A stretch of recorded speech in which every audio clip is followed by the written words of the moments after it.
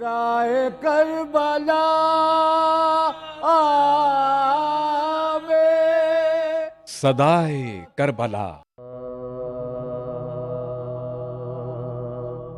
ٹھہرو علی اکبر تمہیں دولہا تو بنا لوں، ٹھہرو علی اکبر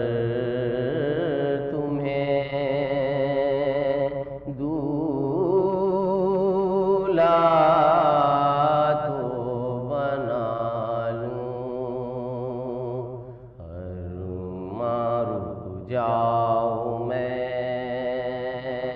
صغریٰ کو مدینے سے بلا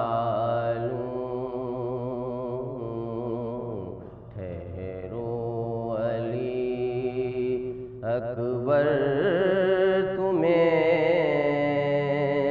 دولہا تو بنا لوں، اے لال تیرے بیاہ کی زینب کو تھی حسرت، اے لال تیرے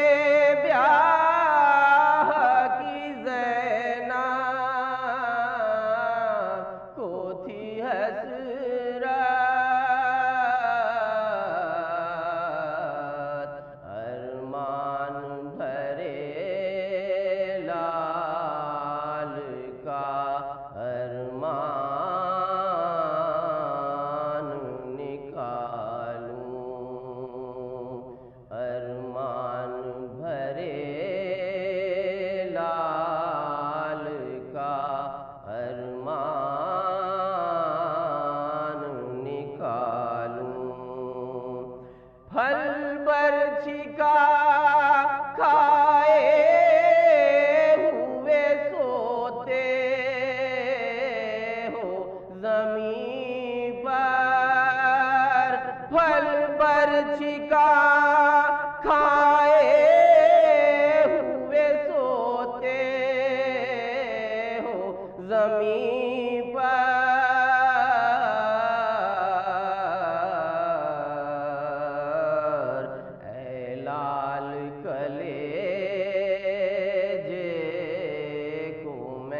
کس طرح سنبھالوں، اے لال کلیجے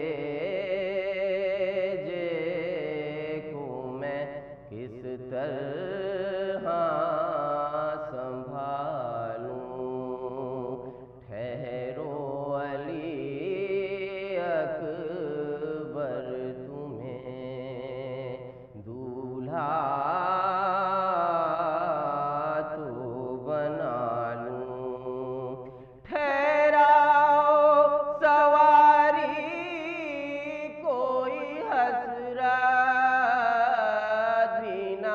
رہ جائے، ٹھہراؤ سواری کوئی حسرت بھی نہ رہ جائے،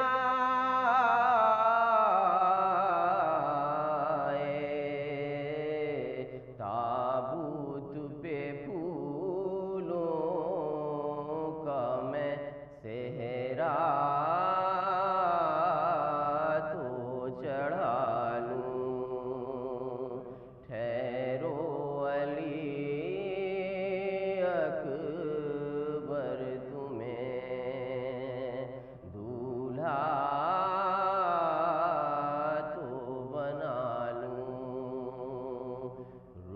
جاؤں میں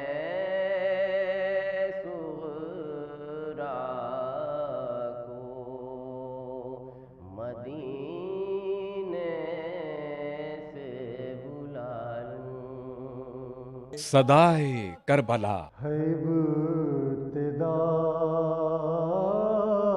سے رضائے خدا حسین کے ساتھ ہے ابتدا سے رضائے خدا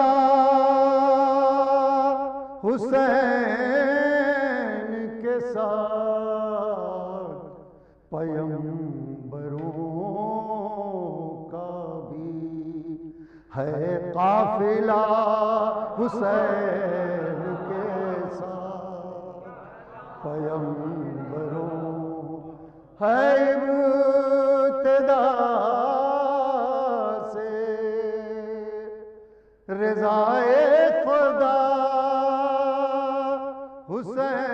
حسین کے ساتھ پیغمبروں کا بھی ہے قافلہ حسین کے ساتھ حسین نکلے مدینے سے کربلا پہنچے حسین نکلے مدینے سے کربلا پہنچے قدم قدم پر رہی فاطمہ حسین کے ساتھ قدم قدم پر رہی فاطمہ حسین کے ساتھ ہیں ساتھ زینب و کلثوم غم گساری کو ادھر علی ہیں ادھر مصطفیٰ حسین کے ساتھ ادھر علی ہیں ادھر مصطفیٰ حسین کے ساتھ اب ان کے نقش قدم ڈھونڈتی ہے ایک دنیا بطور شعر سماعت فرمائے اب ان کے نقش قدم ڈھونڈتی ہے ایک دنیا جنہوں نے کر لیا طے راستہ حسین کے ساتھ جنہوں نے کر لیا طے راستہ حسین کے ساتھ جنہوں نے کر لیا یہ بھی آداب سجود شکر میں ہے ناصروں کی پیشانی سجود شکر میں ہے ناصروں کی پیشانی نماز صبح ہوئی ہے ادا حسین کے ساتھ نماز صبح ہوئی ہے ادا حسین کے ساتھ اور یہ شعر بطور خاص پہنچ گیا لبے کوثر وہ روز شورا پہنچ گیا لبے کوثر وہ روز عاشورا مدینے سے جو چلا قافلہ حسین کے ساتھ مدینے سے جو چلا قافلہ حسین کے ساتھ. اور بطور خاص یہ شعر پیش کر رہا ہوں کہ الوہیت کے سوا کچھ نظر نہیں آتا الوہیت کے سوا کچھ نظر نہیں آتا رجوع ہوتا ہے جب دل میرا حسین کے ساتھ رجوع ہوتا ہے جب دل میرا حسین کے ساتھ.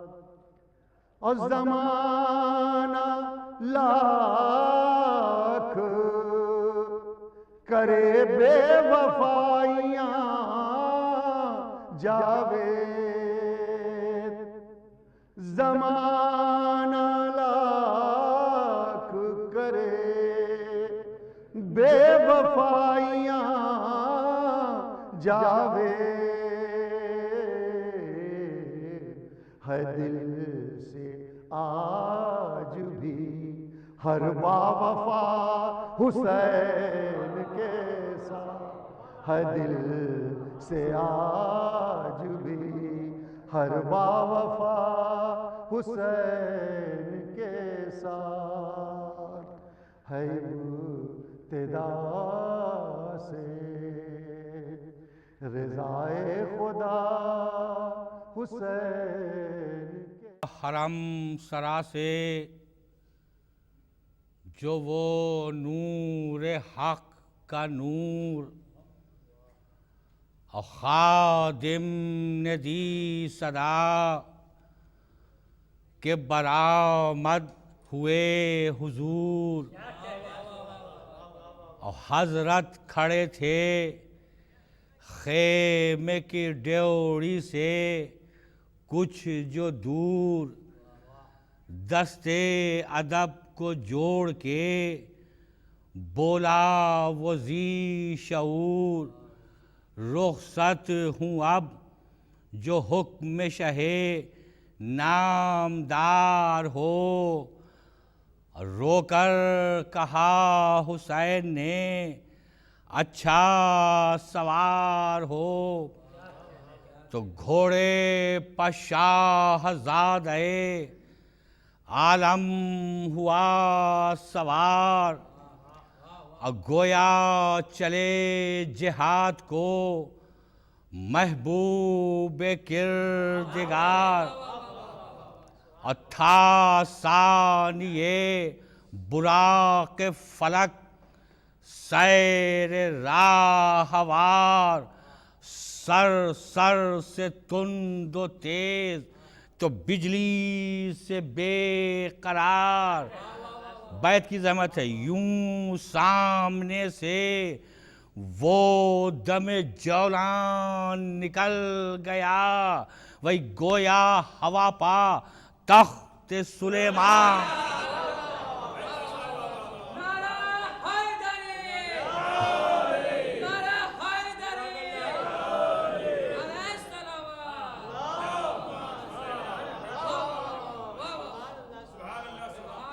حضرت تو یہاں زمین پر گرے تھام کے جگر جاسوس نے یہ لشکر اعداء کو دی خبر آتا ہے ایک جوان حسین غیرت قمر چہرے پر جس کے نور محمد ہے جلوہ گر. بھائی دیکھیں شان و شکو سب اسد کبریا کی ہے اور کہتے ہیں سب بشر ہے کہ یہ قدرت خدا کی ہے.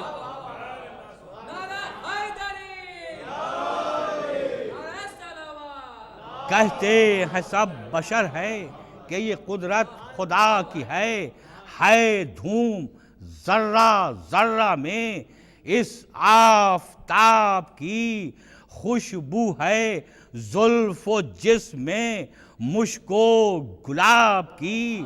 سر تا قدم ہے شان رسالت معاب کی اور تصویر ہے رسول خدا کے شباب کی. اور گھوڑے کے گرد جن و ملک کا ہجوم ہے اور صلو علی النبی کی بیاباں میں دھوم ہے.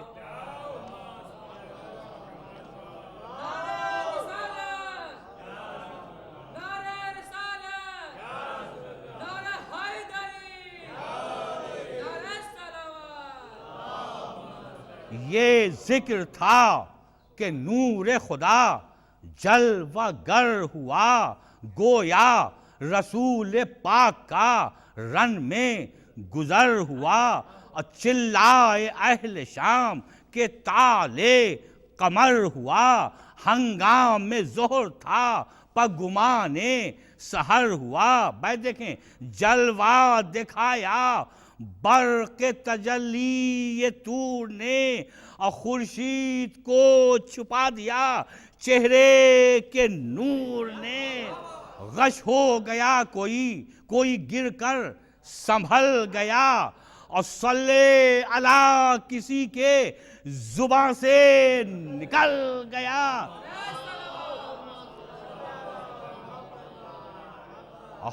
صلی علی کسی کے زباں سے نکل گیا. خجلت سے آفتاب کا چہرہ بدل گیا. وہی چمکا جو نور دھوپ کا جوبن بھی ڈھل گیا. دریائے نور حق کا فقط اوج موج تھا. سب پست تھے زمین کے ستارے کا اوج تھا. دریا دل پاک مرام ہے دل پاک روح پاک نظر پاک جسم پاک.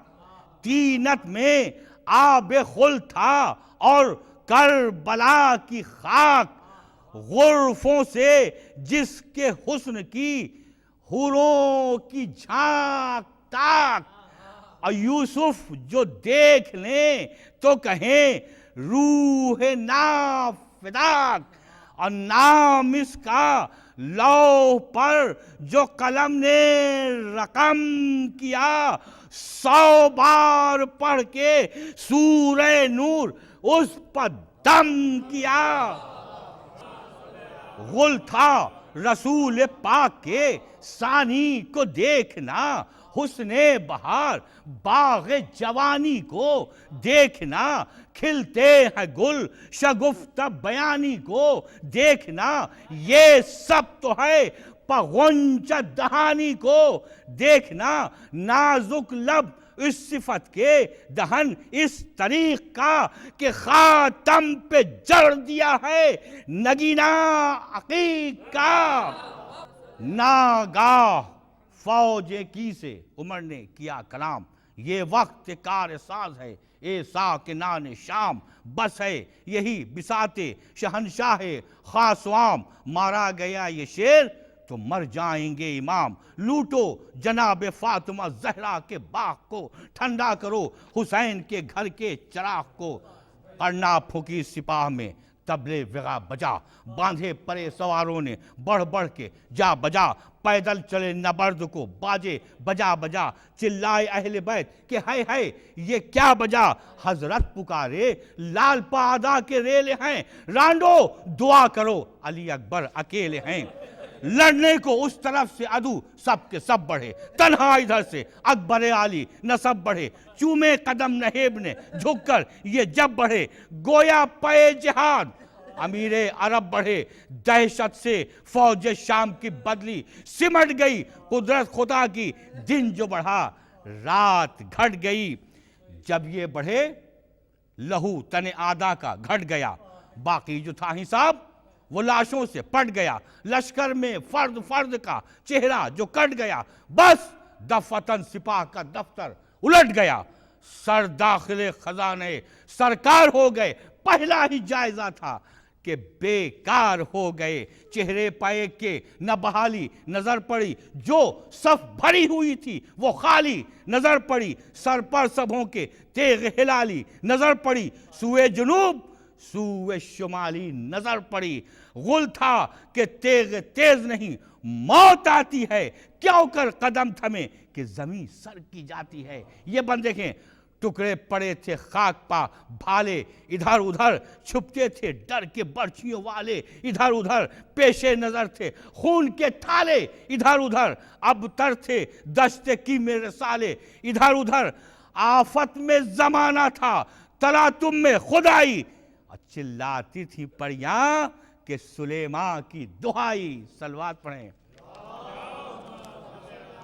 چلاتی تھی پریاں کہ سلیمان کی دہائی، مرام ہے بڑھتے تھے جو پرے سے بڑے، بول بول کے پہلے انہی کو مار لیا، رول رول کے حملہ کیا، جو تیغ دو دم تول تول کے ہتھیار سب نے پھینک دیا، کھول کھول کے اس شان سے کبھی نہ عجم نہ عرب لڑے، 2 دن کی پیاس میں علی اکبر غضب لڑے، 2 دن کی پیاس میں علی اکبر غضب لڑے، جب اس چڑی نے قتل کیے 500 جوان، ہر صف سے ہر پرے سے اٹھا غل کہ علما، چلایا ابن سعد، سیاہ قلب و سخت جاں نکلیں وہ 10,000، کمادار ہیں کہاں برچھی کا اب ہے کام، نہ تلوار چاہیے اس نوجوان پا، تیروں کی بوچھار چاہیے، یہ سن کے تشنہ لب پر چلے 4 سو سے تیر، پتھر عقب سے پڑنے لگے، روبرو سے تیر آتے تھے بار بار،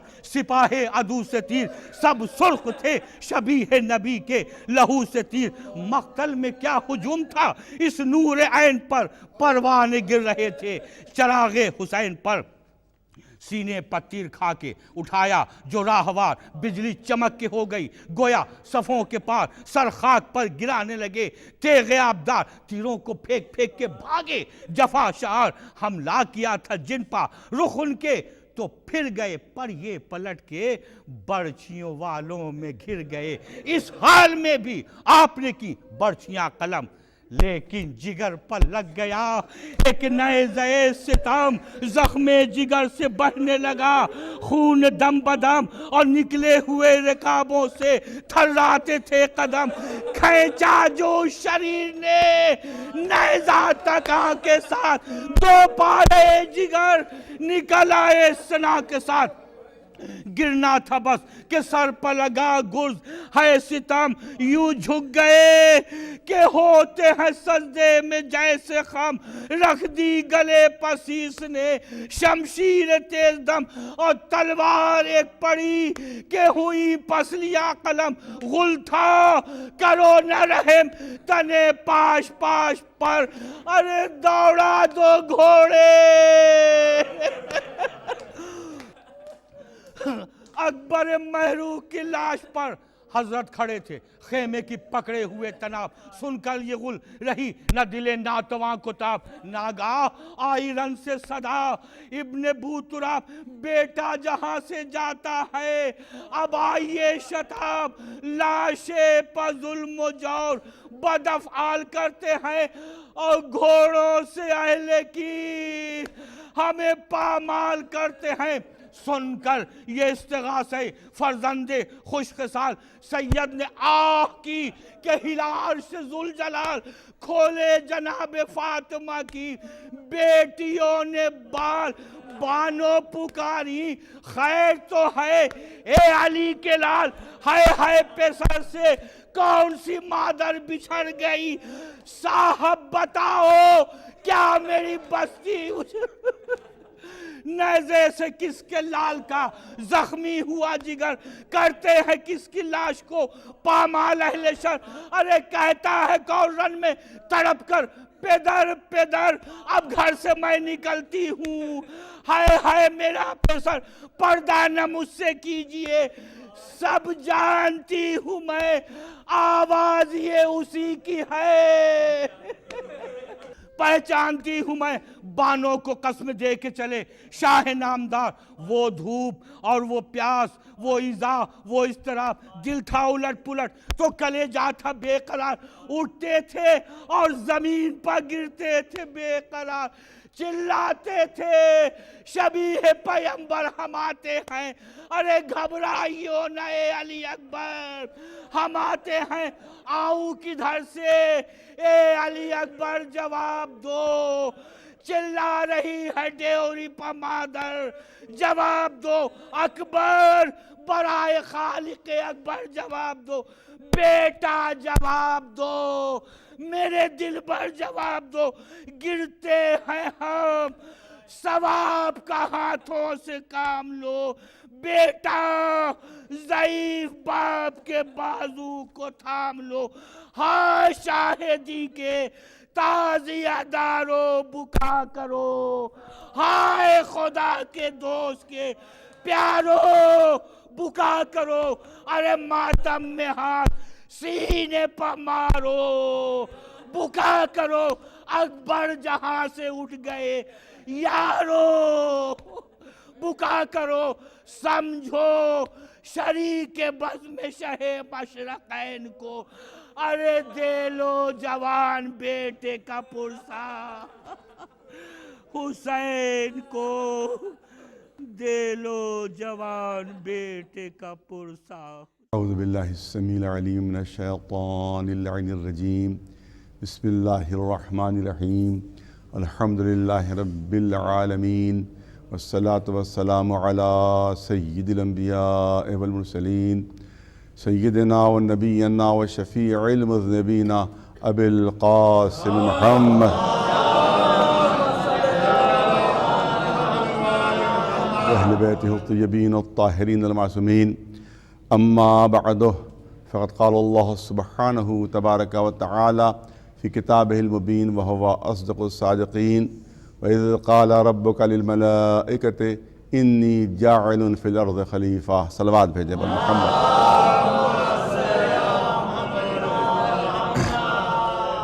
ظاہر ہے کہ وقت مختصر ہوتا ہے اس میں کسی تفصیلی بیان کی گنجائش نہیں ہے صرف کچھ اشارے ہیں جو آپ حضرات کے سامنے عرض کرنا ہے آیہ کریمہ مشہور و معروف ہے جس میں قدرت کی طرف سے اعلان ہو رہا ہے اور خطاب رسول اللہ سے اللہ کے رسول سے خطاب ہے کہ اے میرے رسول وہ وقت یاد کیجئے اذ قال ربک للملائکۃ انی جاعل فی الارض خلیفہ اے میرے حبیب اے میرے رسول وہ وقت یاد کیجئے کہ جب آپ کے رب نے ملائکہ سے کہا کہ میں زمین کے اوپر اپنا نائب اپنا جانشین اور اپنا خلیفہ بنانے والا ہوں عربی زبان بہت ہی واسع زبان ہے عربی زبان بہت ہی وسیع زبان ہے ایک چھوٹا سا کلمہ ہے الف اور زال سے مل کر بنا ہے اذ قال ربک لیکن ایک چھوٹا سا کلمہ ہے مگر اس میں معنوں کی پوری ایک دنیا آباد ہے بظاہر چھوٹا سا کلمہ مگر ایک معنوں کا سمندر ہے اس کے اندر جو موزن ہے معنی کیا ہے اس کے اے رسول وہ وقت یاد کیجئے مجھے اتنا بتا دیجئے آپ حضرات کہ یہ جملہ کس سے کہا جا سکتا ہے اور یہ کس سے بامانی ہے جملہ فرض کیجئے کہ ایک 80 برس کی کوئی بزرگ شخصیت ہے وہ کسی 20 برس کے جوان سے کہے 80 برس کا بزرگ ایک کسی 20 برس کے جوان سے کہے کہ ذرا 60 سال پہلے کا وہ واقعہ یاد کرو کہنے والا ہے 80 سال کا اور جس سے کہہ رہا ہے اس کا سن کل 20 سال ہے، اور اس سے وہ کہہ رہے ہیں کہ ذرا 60 سال پہلے کو واقعہ یاد کرو، وہ بیچارہ جوان گھبرا کر کہے گا کہ آپ مجھ سے کیا کہہ رہے ہیں، میرا سن کل 20 برس کا ہے، اس وقت میں 60 سال پہلے موجود بھی تھا۔ یہ آپ تو اس سے کہیں کہ جو اس وقت موجود رہا ہو، یہ بات تو اس سے معقول ہوگی کہ جو اس وقت موجود رہا ہو۔ عجیب چیز، پوری توجہ رہے، قرآن مجید میں جگہ جگہ رسول اللہ سے خطاب ہے۔ اے رسول وہ وقت یاد کیجئے جب آدم کی خلقت کر رہے تھے، اے رسول وہ وقت یاد کیجئے کہ جب جناب نوح کا طوفان کے ذریعے سے امتحان ہو رہا تھا، اے رسول وہ وقت یاد کیجئے کہ جب ابراہیم کو آگ میں ڈالا جا رہا تھا، اے رسول وہ وقت یاد کیجئے کہ جب موسیٰ دربار فرعون میں جا رہے تھے۔ پالنے والے بات سمجھ میں نہیں آ رہی ہے، یہ تو آخری رسول ہیں، یہ تو سب سے آخر میں آئے ہیں۔ یہ آپ اس سے کیا خطاب ہو رہا ہے اس رسول سے کہ وہ وقت یاد کیجئے کہ جب آدم کی خلقت ہو رہی تھی، وہ وقت یاد کیجئے کہ جب نوح کا امتحان ہو رہا تھا۔ یہ تو جملہ اس سے کہا جا سکتا ہے جو اس وقت موجود رہا ہو۔ ارے خود قرآن میں یہ خطاب اس بات کی دلیل ہے کہ ہمارے رسول ہر زمانے میں موجود تھے۔ ایک صلوات بھیجے بلند آواز سے بر محمد۔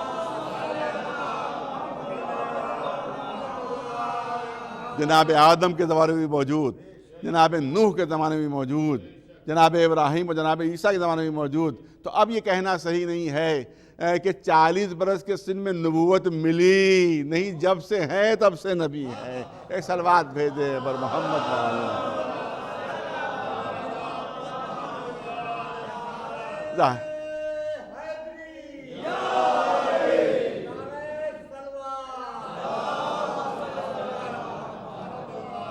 ابھی تو میں نے یہ مثال دی، اب برعکس مثال دینا چاہتا ہوں۔ دوسری مثال یہ ہے کہ کوئی 20 برس کا ایک جوان ہے، اس نے مجھے دیکھا اور مجھے دیکھ کر وہ کہنے لگا کہ صاحب یہ تو اپنے بالکل پردادا سے ملتے ہیں، چلنا بھی ویسا ہے، اٹھنا بھی ویسا ہے، بیٹھنا بھی ویسا ہے، ویسے ہی بولتے ہیں، ویسے ہی ہنستے ہیں، ویسے ہی گفتگو، ویسے ہی چہرہ۔ کہنے والا کون ہے؟ سن کل 20 سال کا، اور ملا رہا ہے مجھے پردادا سے۔ ہر ایک کہے گا کہ بھائی ان کے پردادا کے انتقال کو 70 سال ہو رہے ہیں اور تمہارا سن کل 20 برس کا ہے، تم کیسے ملا رہے ہیں ان کو؟ کہا بس یوں ہی کہہ دیا۔ تو ہر ایک ہنسے گا اور مضحکہ اڑائے گا، کیونکہ وہی تشبیہ دے سکتا ہے جس نے پردادا کو دیکھا ہو۔ چال بھی وہی ہے، گفتگو کا انداز بھی وہی ہے، صورت بھی وہی ہے، یہ وہی کہہ سکتا ہے جس نے دیکھا ہو۔ اب توجہ رہے، اب رسول اللہ کا مشہور ارشاد مولا کائنات علی ابن ابی طالب علیہ السلام کے لیے، حضور سرور کائنات محمد مصطفیٰ صلی اللہ علیہ وسلم ارشاد فرما رہے ہیں کہ من اراد ان ينظر الى آدم فی علمہ وإلى نوح فی حلمہ وإلى ابراہیم فی خلتہ وإلى موسیٰ فی حیبتہ وإلى عیسیٰ فی زہدہ وإلى سلیمان فی قضاوتہ وإلى اسماعیل فی صدقہ وإلى یوسف فی حسنہ فلینظر الى وجہ علی ابن ابی طالب۔ صلوات بھیجے بلند آواز سے بر محمد وآلہ۔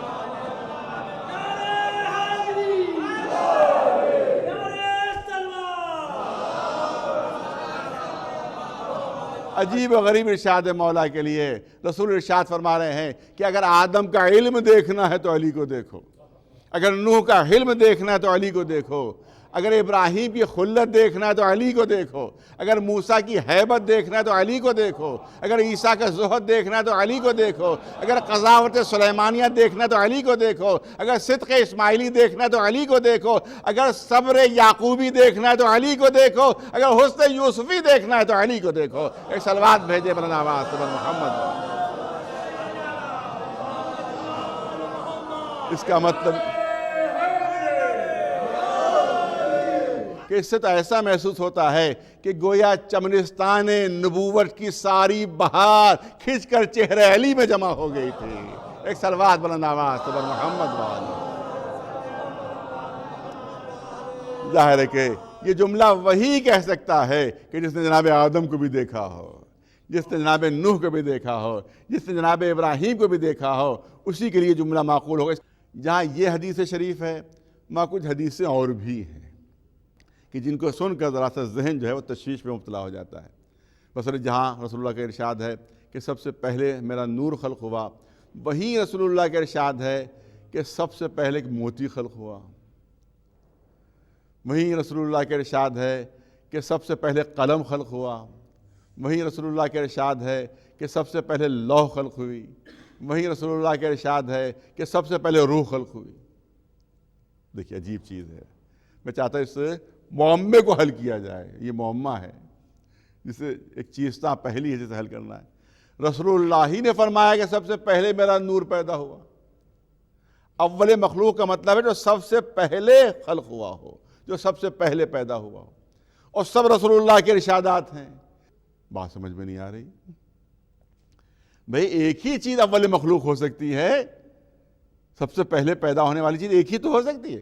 تو کیا معاذ اللہ رسول اللہ ایک بات کہہ کے بھول جاتے تھے؟ ظاہر ہمارا یہ عقیدہ نہیں ہو سکتا ہرگز۔ یا ایک بات کہہ کے بعد میں اس میں ترمیم کرتے تھے، اس کی تصحیح کرتے تھے کہ پہلے جو میں نے کہا وہ غلط، اب جو کہہ رہا ہوں وہ صحیح۔ یہ بھی عقیدہ نہیں ہو سکتا۔ پھر کیا بات، پوری توجہ، پھر کیا بات ہے؟ اقوال رسول اللہ کے، ارشادات رسول اللہ کے، کبھی یہ ارشاد میرا نور خلق ہوا، کبھی یہ ارشاد سفید موتی خلق ہوا، کبھی یہ ارشاد لوح، کبھی یہ ارشاد قلم، کبھی یہ ارشاد روح۔ نہیں، غلط فہمی ہمیں یوں ہو رہی ہے، ذہن اس لیے پریشان ہے کہ ہم یہ سمجھ رہے ہیں کہ یہ الگ الگ چیزیں ہیں جن کے الگ الگ نام ہیں۔ یہ ایک ہی شخصیت ہے جس کے الگ الگ نام ہیں۔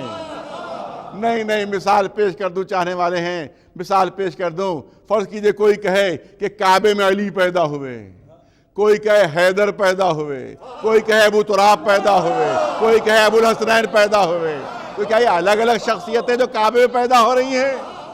کہ یہ الگ الگ لوگ ہیں جو کعبے پیدا ہو رہے؟ نہیں، ایک ہی شخصیت ہے کہ جس کے الگ الگ نام ہیں۔ باپ نے علی نام رکھا، ماں نے حیدر کہہ کے پکارا، رسول نے ابو تراب کو نیت دی، اور شہزادی نے ابو الحسنین کہہ کر آواز دی۔ ایک صلوات بھیجے بلند آواز سے بر محمد صلی اللہ علیہ وسلم۔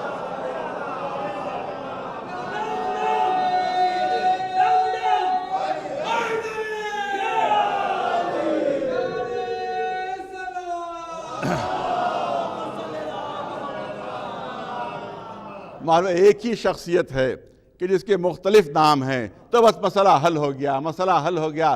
خود رسول ہی نور ہیں، خود رسول ہی قلم ہیں، خود رسول ہی وہ سفید موتی ہیں، خود رسول ہی لوح ہیں، خود رسول ہی روح ہیں۔ اب صاحبان ذوق تشریف فرما ہیں، انشاءاللہ کوئی لفظ بھی ضائع نہیں ہوگا۔ ارے یہ خطابات کیوں دیے جا رہے ہیں؟ یہ القاب قدرت کی طرف سے کیوں دیے جا رہے ہیں؟ ارے موتی اس لیے کہا تھا کیونکہ صدف آفرینی اس کی اولین موتی ہیں، اس لیے موتی کا لقب دیا گیا۔ اور قلم اس لیے کہا گیا کیونکہ صفحہ عالم پر باعث نقش و نگار ہستی ہیں، اس لیے قلم کا لقب دیا گیا۔ اور لوح اس لیے کہا گیا کیونکہ مظہر کامل آیات الہیہ ہیں، اس لیے لوح کہا جا رہا ہے۔ اور روح اس لیے کہا گیا کہ عالم کے وجود اور بقا کا سبب ہیں، اس لیے روح بھی ہیں۔ ایک صلوات بھیج دے بلند آواز سے بر محمد وعلى۔ تو اس کا مطلب یہ ہے کہ یہ شخصیت سب سے پہلے خلق ہوئی، اس کے بعد اسی نور سے 13 نور اور خلق ہوئے۔ اس طرح سے 14 نور خلق ہوئے ہیں۔ تو کائنات میں سب سے پہلے محمد و آل محمد علیہ السلام صلوات بھیجے۔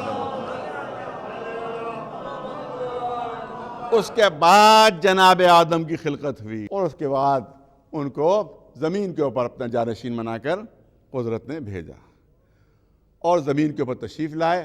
پوری تفصیل چھوڑتے ہوئے زمین پر جب تشریف لائے تو ظاہر تنہا تھے، پھر جناب حوا تشریف لائیں۔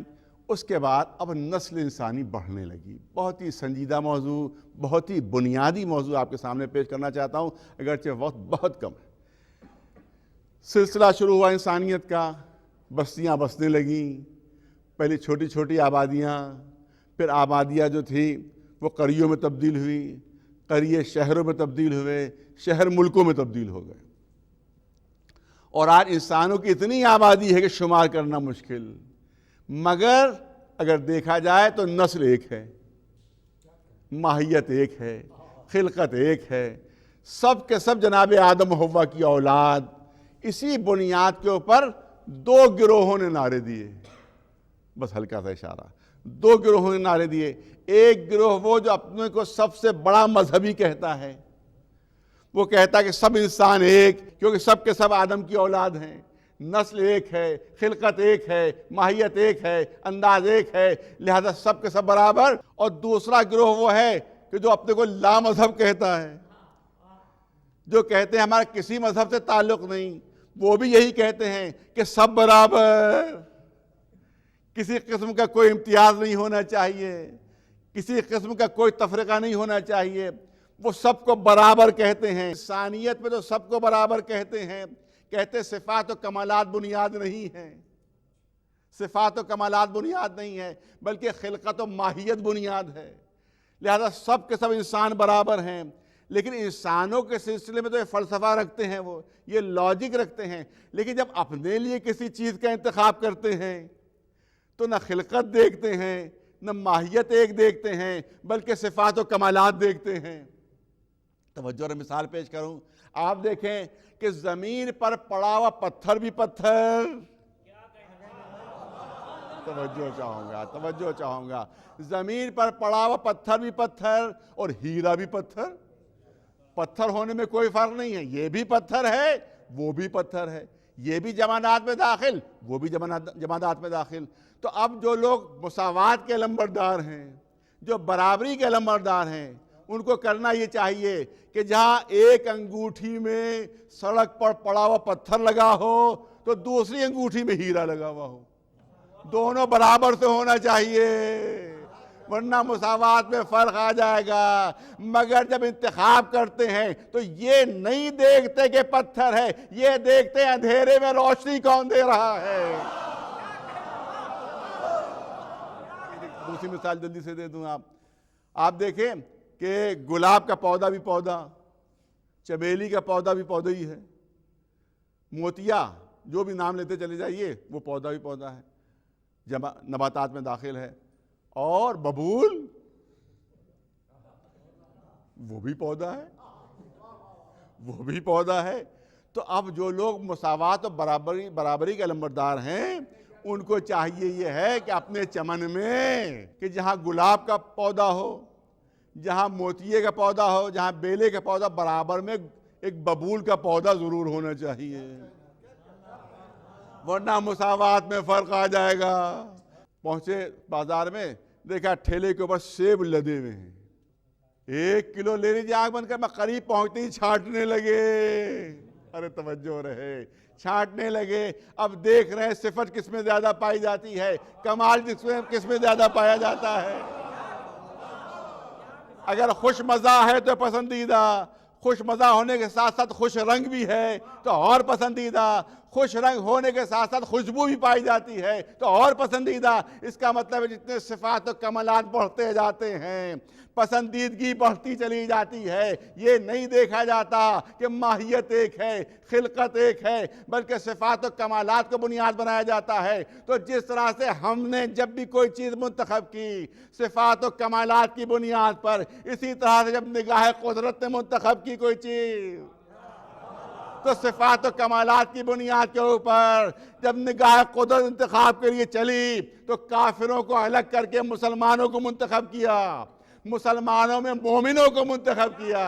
اب ایمان کے ساتھ ساتھ جتنے صفات بڑھتے چلے جائیں گے، اللہ کی پسندیدگی بڑھتی چلی جائے گی. اگر ایمان کے ساتھ ساتھ حلم بھی ہے تو اور پسندیدہ، حلم کے ساتھ ساتھ اگر زہد بھی ہے تو اور پسندیدہ، اگر زہد کے ساتھ ساتھ علم بھی ہے تو اور پسندیدہ، اگر علم کے ساتھ ساتھ شجاعت بھی ہے تو اور پسندیدہ، اگر شجاعت کے ساتھ ساتھ سخاوت بھی ہے تو اور پسندیدہ، اگر سخاوت کے ساتھ ساتھ خطابت بھی ہے تو اور پسندیدہ، اور تمام صفات کے ساتھ اگر عصمت بھی پائی جاتی ہے تو سب سے پسندیدہ قرار پاتا ہے. صلوات بر محمد و آل محمد.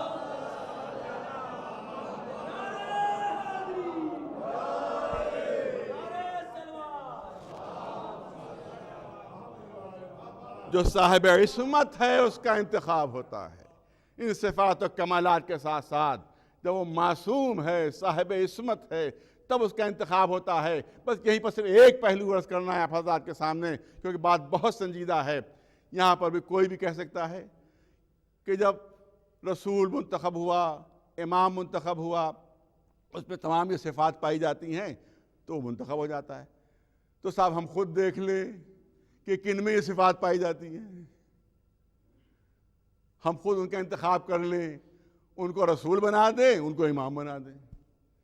دیکھیں جو ان صفات میں برتر ہو، جو ان کمالات میں سب سے آگے ہو، ہم اس کو منتخب کر لیں رسول کے طور پر، نبی کے طور پر، امام کے طور پر۔ نہیں کر سکتے۔ پوری توجہ ہے۔ کیوں؟ کیونکہ کچھ نعمتیں اللہ کی عام ہیں، کچھ خاص ہیں۔ بہت سنجیدہ پہلو حضرت کرنا چاہتا ہوں، جس کو اصطلاح میں عطائے خاص اور عطائے عام کہا جاتا ہے۔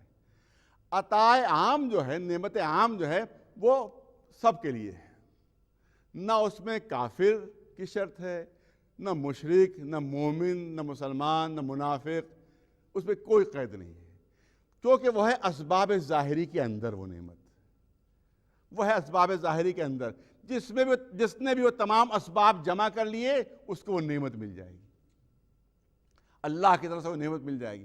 میں پوچھتا ہوں کہ سورج اللہ کی نعمت ہے یا نہیں؟ مگر کیا صرف مومنوں کے گھر میں روشنی ہوتی ہے؟ کیا اللہ کے جو نہ ماننے والے ہیں ان کا گھر روشن نہیں ہوتا؟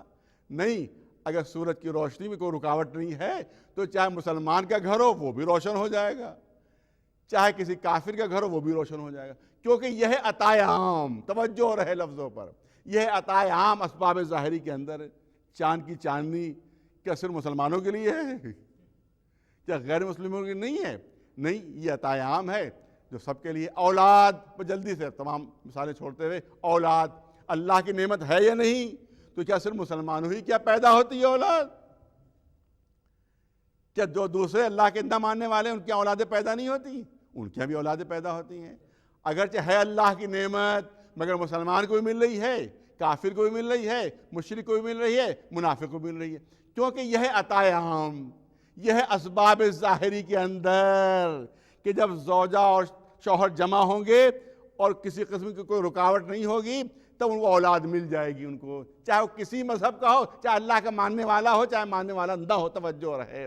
تو یہ ہے عطائے عام۔ مگر مریم کو جو عیسیٰ ملیں گے، ارے توجہ چاہو، مریم کو جو عیسیٰ ملیں گے، یہ ہے عطائے خاص۔ یہ اسباب ظاہری کے اندر نہیں ہے، اسباب ظاہری سے بلند ہے۔ اب یہاں پر اسباب ظاہری کی شرط نہیں ہے، لہذا بغیر شوہر کی اولاد ملی، کیونکہ یہ ہے عطائے خاص۔ جہاں بھی اسباب جمع ہو جائیں گے وہاں حکومت مل جائے گی، چاہے وہ اللہ کو ماننے والا ہو، چاہے اللہ کو نہ ماننے والا۔ یعنی عطائے خاص نہیں ہے، عطائے عام ہے۔ جہاں بھی اسباب جمع ہوں گے وہ حکومت مل جائے گی۔ اگر اللہ کی طرف سے خاص عطا ہوتی تو فرعون بھی فخر کرتا کہ میں بھی اللہ کا محبوب بندہ ہوں، کیونکہ اللہ نے مجھے اتنی بڑی حکومت دی۔ پھر نمرود بھی فخر کرتا کہ میں بھی اللہ کا بڑا مخصوص بندہ ہوں، مجھے حکومت دی ہے اللہ نے۔ مگر یہ ہے عطائے عام جو کسی کے ساتھ مخصوص نہیں ہے۔ لیکن ہاں، اگر کسی کو سلیمان پیغمبر جیسی حکومت ملے تو یہ ہے عطائے خاص جو قرآن میں اعلان ھذا عطاؤنا، یہ ہے ہماری عطا۔ پوری توجہ رہے، کیونکہ صرف زمین پر حکومت نہیں تھی بلکہ آسمان پر بھی حکومت تھی، ہوا پر بھی حکومت تھی، پرندوں پر بھی حکومت تھی، بادلوں پر بھی حکومت تھی، پانی پر بھی حکومت تھی۔ ایسی حکومت کسی کو ملے تو وہ اللہ کی عطائے خاص ہے۔ ارے اسی لیے ہمارا عقیدہ ہے کہ محمد و آل محمد کو دنیا کی کسی حکومت کی ضرورت ہی نہیں، کیونکہ اللہ نے پہلے ہی پوری کائنات پر ان کی حکومت قائم کر دی ہے۔ ابر نے سایہ فگن ہو کر بتایا کہ ابر پر حکومت، ہاتھ کے اشارے پر درختوں نے حرکت کر کے بتایا نباتات پر حکومت، اور ہاتھ کی ہتھیلی پر پتھروں نے تسبیح پڑھ کر بتایا کہ جمادات پر حکومت، اور ہاتھ کے دھوون نے جواہرات بن کر بتایا کہ پانی پر بھی ان کی حکومت قائم ہے۔ ایک صلوات بلند آواز پر محمد و آل محمد۔ جناب آدم زمین کے اوپر تشریف لائے اور اللہ کے نائب اور جانشین بن کر آئے. قدرت نے اعلان کیا کہ میرے نائب ہیں، میرے جانشین. پوری توجہ رہے. قدرت نے ایک نمونہ پیش کر دیا. دیکھیے جب نمونہ رہتا ہے تو آسانی رہتی ہے. قدرت نے نمونہ پیش کر دیا کہ دیکھو یہ نائب ہے میرا، یہ جانشین ہے، اس کے صفات و کمالات پر نظر رکھو. اگر صفتیں ملتی جائیں تو سمجھ لینا نمونہ مل گیا، اگر صفات نہ ملیں تو سمجھ لینا نمونہ نہیں ملتا. تو اب نمونہ کیسا ہے کہ کبھی غیر اللہ کو سجدہ نہیں کیا. تو اگر کبھی غیر اللہ کو سجدہ کرتا ہوا مل جائے تو سمجھ لینا نمونہ آدم نہیں مل رہا ہے. لیکن اگر دشمن بھی بڑھ کر کہہ دے کرم اللہ وجہہ، یہ چہرہ وہ ہے جو کبھی غیر اللہ کی طرف جھکے ہی نہیں، تو سمجھ لینا نمونہ آدم مل گیا. ایک صلوات بھیجے بلند آواز سے محمد. بظاہر عہدہ برابر نظر آ رہا ہے. ہمارا مولا علی بھی جانشین اور وہ بھی جانشین، عہدہ برابر نظر آ رہا ہے. مگر میں نے عرض کیا صفات و کمالات بنیاد ہیں. آئیے جلدی سے 5 منٹ کے اندر 2-3 چیزیں آپ کے سامنے پیش کر دی جائیں. آپ دیکھیں کہ جناب آدم کے لیے روایات بتا رہی کہ گیہوں کھانا منع تھا مگر نوش فرمایا. مگر مولا علی نے پوری زندگی کبھی گیہوں کو ہاتھ بھی نہیں لگایا. اب بتائیں کس کا مرتبہ بلند. بس جلدی سے 2-3 جملے ہیں آپ کے سامنے عرض کرنا چاہتا ہوں. اسی طرح سے آپ دیکھیں کہ جب جنت سے نکالے گئے جناب آدم زمین پر تشریف لائے تو فراق جنت میں برسوں روئے، اتنا روئے کہ نہریں بہہ گئیں آنسوؤں کی. تو معلوم ہے جنت کے فراق میں اتنا روئے جناب آدم کہ نہریں آنسوؤں کی بہہ گئیں. تو ایک طرف روایت یہ بتا رہی ہے، دوسری طرف مولا علی کا قول آج بھی نہج البلاغہ میں ہیرے کی طرح سے جگمگا رہا ہے کہ الہی ما عبدتک طمعا فی جناتک ولا خوفا من نارک بل وجدتک اہلا للعبادت فعبدتک. ارے پالنے والے، نہ جنتوں کی لالچ میں تیری عبادت ہے، نہ جہنموں کے خوف سے عبادت ہے، مگر کیونکہ تو لائق عبادت ہے اس لیے علی کا سر تیرے سامنے جھک رہا ہے. صلوات بر محمد وآلہ. جناب آدم کے لیے تمام روایتیں موجود ہیں کہ سانپ بن کر شیطان نے بہکایا تھا. سانپ بن کر جناب آدم کو شیطان نے بہکایا تھا. اور فارسی کی مسئلہ ہے گربا کشتن روز اول. اگر پہلے ہی روز دھاگ بٹھا دی جاتی ہے تو آئندہ ہمت نہیں ہوتی. مولا کو معلوم تھا کہ آدم کو شیطان نے سانپ بن کر بہکایا. گہوارے میں اجدر نظر آتا ہے، 2 ٹکڑے کر کے شیطان کو چیلنج ہے کہ آدم کے سامنے اس شکل میں آ گئے تھے، اگر میرے سامنے آتے تمہارا بھی یہی حشر ہوگا. ایک صلوات بلند آواز سے بر محمد.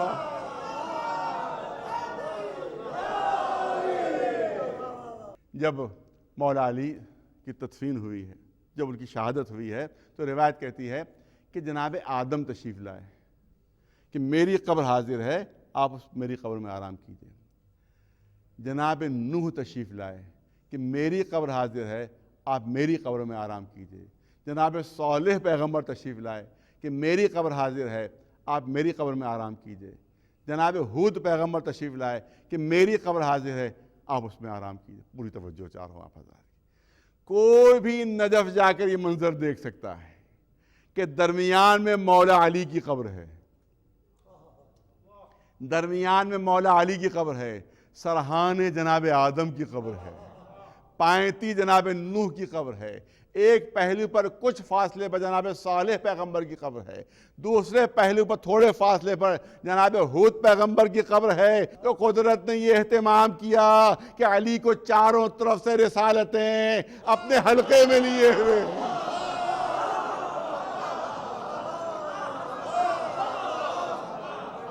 چاروں طرف سے رسالتیں اپنے حصار میں لیے ہوئے ہیں. ارے نجف جا کر ایسا منظر لگ رہا ہے کہ گویا امامت رسالتوں کی 4 دیواری کے اندر محو خواب ہے. ایک صلوات بلند آواز سے بر محمد والے. یہ تو فضائل کی منزل ہے لیکن جب مصائب کی منزل آتی ہے تب بھی ہم یہ دیکھتے ہیں کہ مولا علی اور خانوادہ اہل بیت کا مرتبہ مصائب میں بہت بلند ہے۔ قرآن مجید میں اعلان ہو رہا ہے کہ جب بھی کسی نبی پر کوئی مصیبت پڑی، کسی رسول پر کوئی مصیبت پڑی، تو ایک موقع ایسا آیا یا تو اس نے امت کے لیے بد دعا کر دی، عذاب نازل ہو گیا، یا پھر بارگاہ الہی میں عرض کی پالنے والے بس اب اس سے زیادہ امتحان نہ لے، ہم اس سے زیادہ امتحان نہیں دے سکتے۔ اس کا مطلب یہ ہے کہ جب بھی انبیاء اور رسولوں کو امتحانات میں ڈالا گیا تو ایک منزل ایسی آ گئی جہاں ان کے صبر کی حد معلوم ہو کہ بس اس سے زیادہ ہم امتحان نہیں دے سکتے۔ لیکن یہ محمد و آل محمد علیہ السلام ہے، یہ کربلا میں آقا حسین کی منزل ہے کہ جہاں کربلا والوں کے صبر کی حد آج تک معلوم نہ ہو سکی۔ ظلم کرتے کرتے تھک گیا تھا، کربلا والے صبر کرتے کرتے نہیں تھکے تھے۔ یہ ہے منزل کربلا والوں کی، اور یہاں ہم کو تو یہ نظر آ رہا ہے کہ یہاں پہ امتحان لینے والا خود کہہ رہا ہے کہ بس حسین بس، اس سے زیادہ امتحان نہ دو۔ ذرا تصور کیجئے کہ جب کڑیل جوان بیٹا علی اکبر ہاتھ جوڑے ہوئے سامنے آیا ہوگا کہ بابا مرنے کی اجازت دیجئے، تو حسین کے دل کا کیا حال ہوا ہوگا۔ چھٹے امام سے کسی نے پوچھا کہ کسی باپ کے لیے سب سے خوشی کا موقع کون سا ہوتا ہے؟ تو امام نے جواب دیا کہ جب باپ کے سامنے ان کا جوان بیٹا ٹہل رہا ہوتا ہے تو سب سے زیادہ خوشی کا موقع اس کے لیے اسی وقت ہوتا ہے۔ تو اس کا مطلب ہے کہ سب سے بڑا غم کسی باپ کے لیے یہی ہو سکتا ہے جب اس کا کڑیل جوان بیٹا اس کے سامنے خاک و خون میں اڑیاں رگڑ رہا۔ روایت کہتی ہے کہ پہلے تو امام حسین نے منع فرمایا، کہتے ہیں اے علی اکبر تمہیں کس دل سے مرنے کی اجازت ہے؟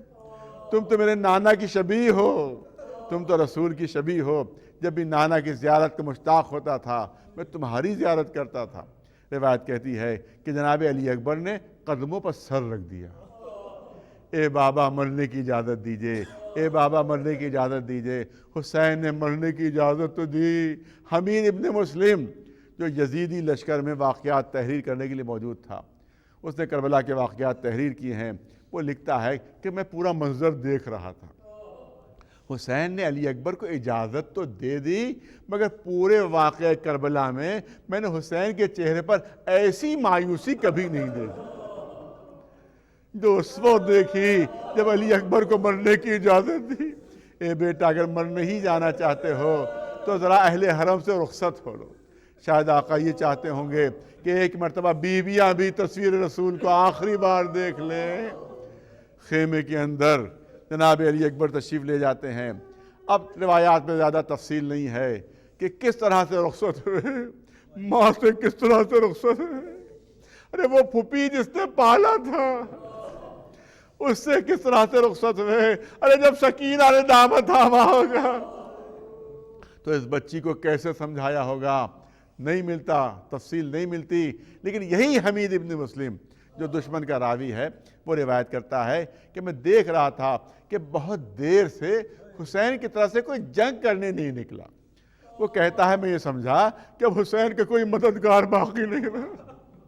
کہتا ہے یہ کہ خیام حسینی پر نظر پڑی تو میں نے عجیب منظر دیکھا کہ خیمہ حسینی کا پردہ کبھی اٹھتا ہے کبھی گرتا ہے، کبھی اٹھتا ہے کبھی گرتا ہے۔ وہ کہتا ہے مجھے تعجب ہوا، کہتا ہے اب جو غور کیا میں نے دیکھا کہ علی اکبر خیمے سے باہر نکلنا چاہتے ہیں اور بیویاں دامن سے لپٹ جاتی ہیں اور علی اکبر کو واپس لے جاتی ہیں، اور یہ دشمن کے جملے ہیں۔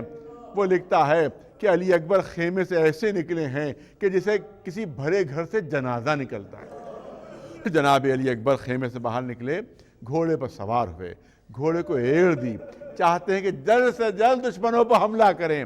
روایت کہتی ہے کہ گھوڑوں کی ٹاپوں کی آوازیں بھی تھیں، اسلحے کی جھنکاروں کی آوازیں بھی تھیں، طبلِ جنگ کی آوازیں بھی تھیں۔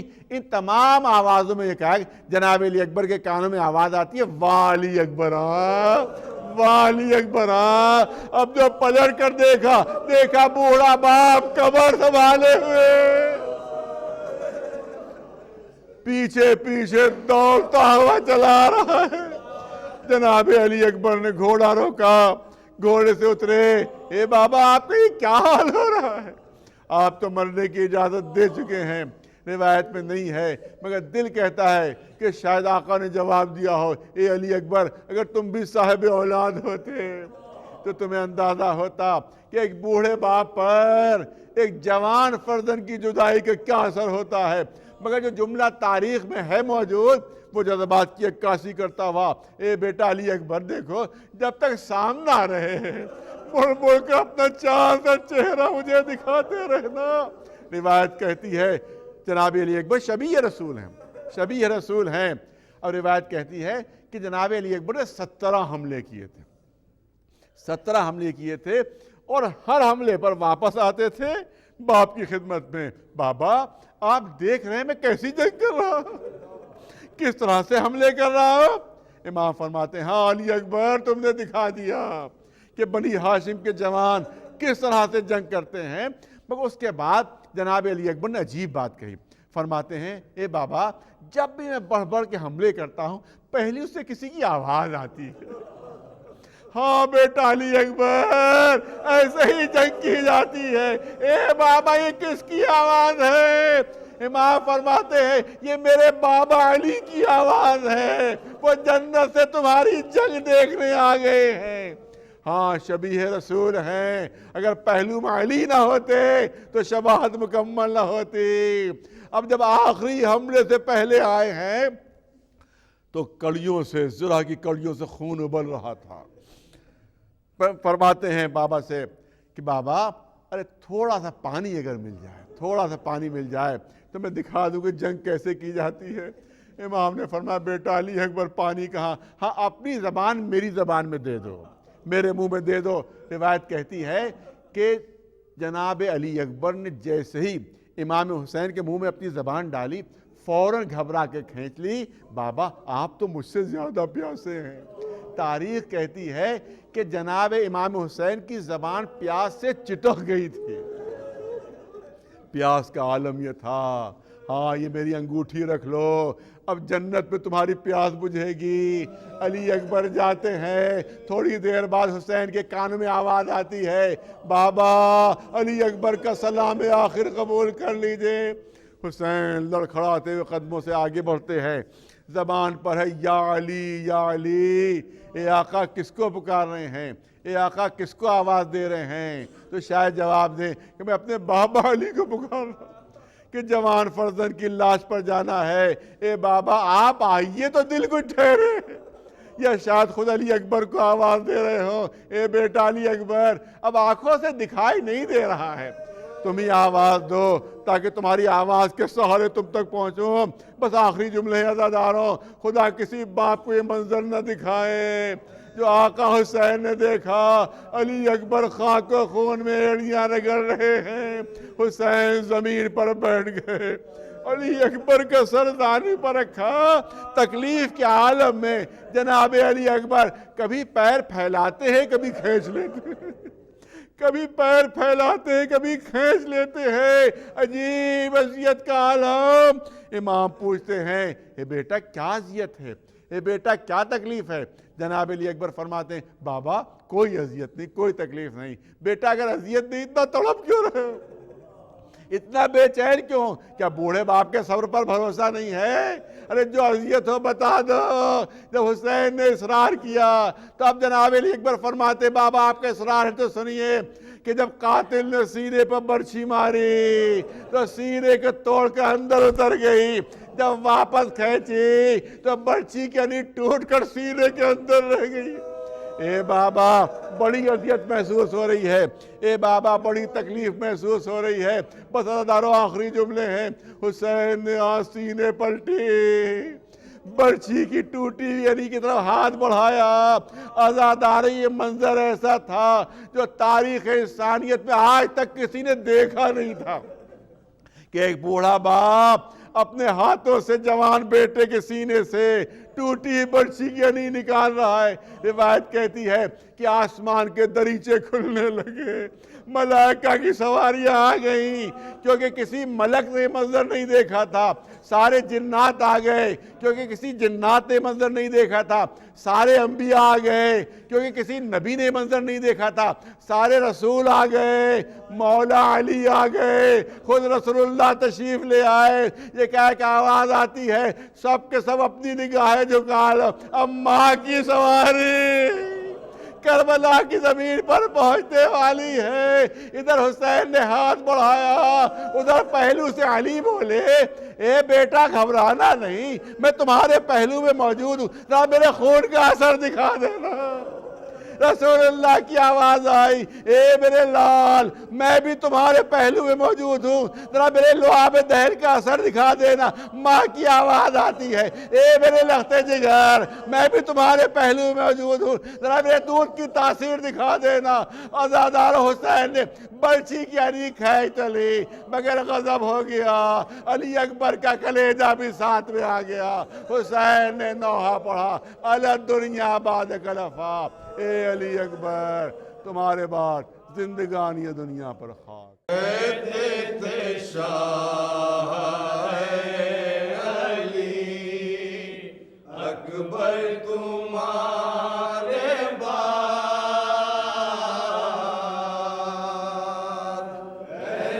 حضرت علی اکبر کی شہادت کے بعد امام حسین نے کیا فرمایا؟ سماعت فرمائے گا، کہاں جائیں؟ اکبر تمہارے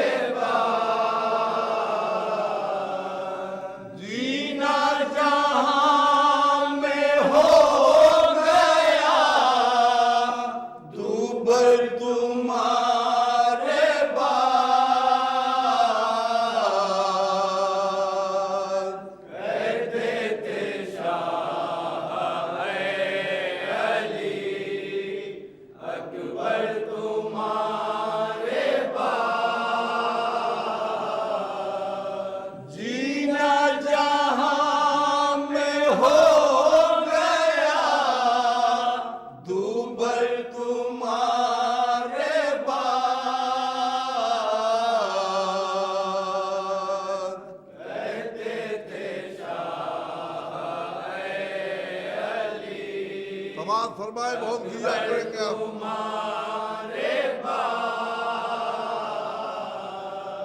داغ جوان بھی سر نہ دے، دشمن کو بھی خدا، داغ جوان بھی سر نہ دے، دشمن کو بھی